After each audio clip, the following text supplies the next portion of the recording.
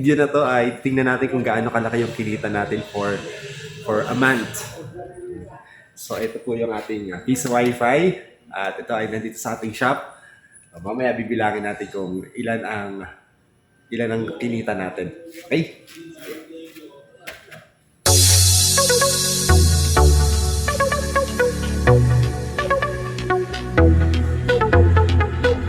Kanina kinuha natin binuksan natin yung piece of Wi-Fi vento. At ito lahat na connection. Ay bibilangin natin kung magkano ang kinita natin sa mga. Okay? Piece of Wi-Fi vento.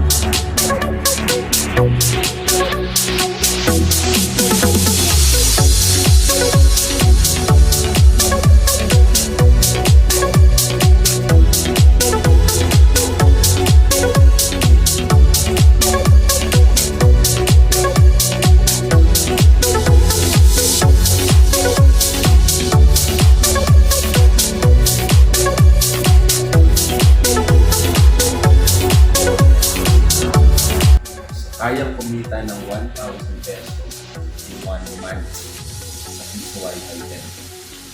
Okay?